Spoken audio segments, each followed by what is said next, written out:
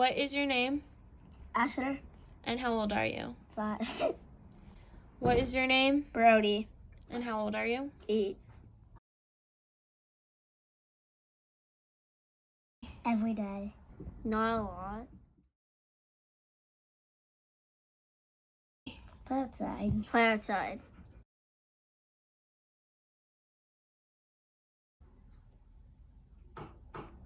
Power Rangers. Do you like to watch? Power Rangers. Yes. I don't know. You don't learn anything? You learn how to what? Fight. You learn how to fight. What do you learn? Sometimes when we watch Octonauts, we learn about animals. Yeah, what did you watch? Lion. Ryan? Supposed to. No.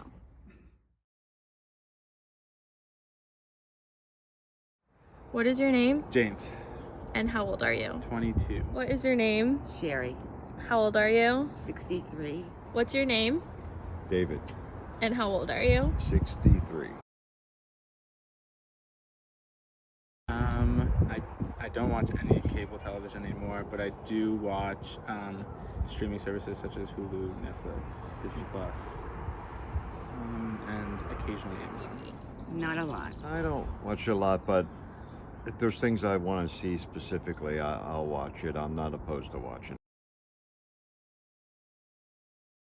I watch a lot of different things. I mean, I watch deadpan comedies, The Office, Parks and Rec, Arrested Development, but I also watch competition shows such as The Masked Singer, America's Got Talent, cooking shows, game shows. That's kind of been limited since I've been in college, but I always enjoy watching those. Crime shows, documentaries. When we don't get to go to church, I watch our church on Zoom. I like sports shows, fantasy shows, documentaries, sometimes things that seem to have value.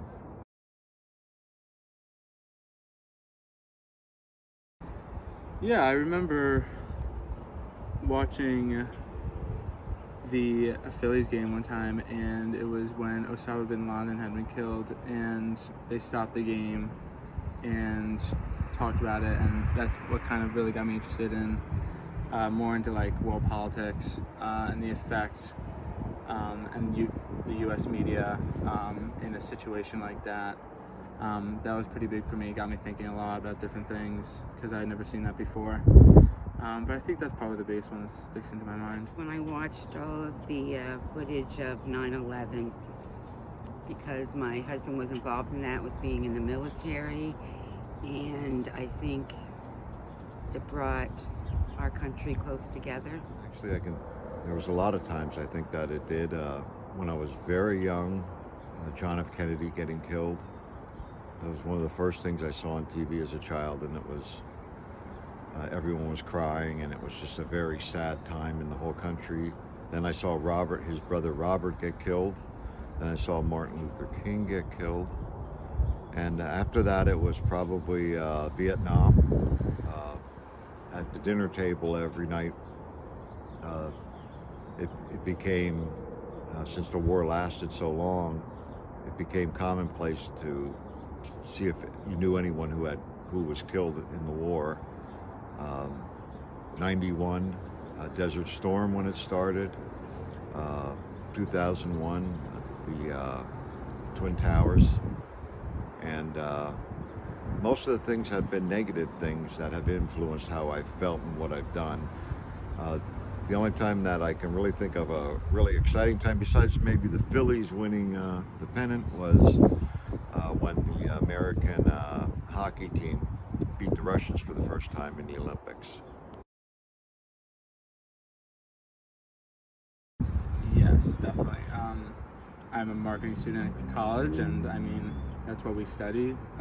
Companies, to gain profits, will psychologically try to advertise to children because if they can get the children to go to their parents, they're going to succeed better.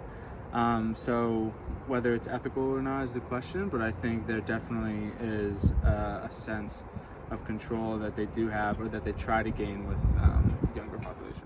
Yes, I do, because I believe they're seeing a lot of things that are not reality, and they are believing that these things are true. I think it's a lot harder for the youth today to understand what's real and what's not real, because everything seems so real. So certainly at younger ages, they can't easily tell.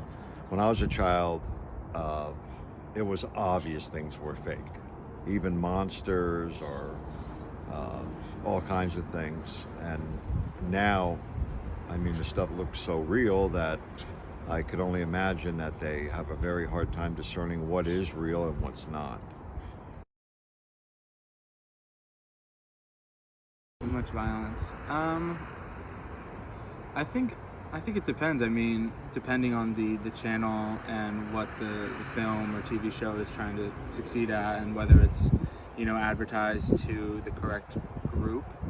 I don't think so. It's hard because there are some very violent portrayals, depending on if it's fantasy or whether it is. I don't think so. I think if it's advertised correctly, and it's not on a show where kids or young adults can watch it, and are not mature enough to watch it, then I think I do. I believe that there's a lot more graphics shown than was shown when I was growing up, and I don't believe it's all I necessary. definitely think there's way too much violence portrayed on TV, to the point that it doesn't mean much to them anymore. They're so used to seeing it, not just TV, but all the things related to TV, like video games and things like that, and very few people have actually, in our area anyway, have been in violent situations. So most of the violence they see is actually on TV.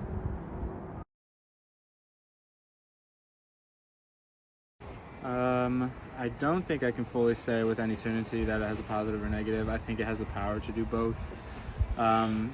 It all comes down to the consumer and the intentions of the consumer and how they take in the information. Corporations spend a lot of money to advertise. Filmmakers and TV show makers spend a lot of money to put content in, and it's what the consumer takes out of it, and what the media makes of these different portrayals. So I think it has the power to do both. I guess it would be to the individual person and how they use it. I think if they're watching, there's many different channels that you can get on the TV, that if you're watching it for information or not just pleasurable things, I think it could be a very good thing. So I'm not sure how I want to answer that, if it has a negative impact. Maybe overall it would, because there's so much more. I think people want to watch it more for pleasure. I would have to say that it has both, but I would say it's not the medium where the problem lies. It's the people behind it, like everything else. So it could be a very positive influence. It can be a severe negative influence, but most of all, it probably is more determined by what they believe people want to see and what they want to portray.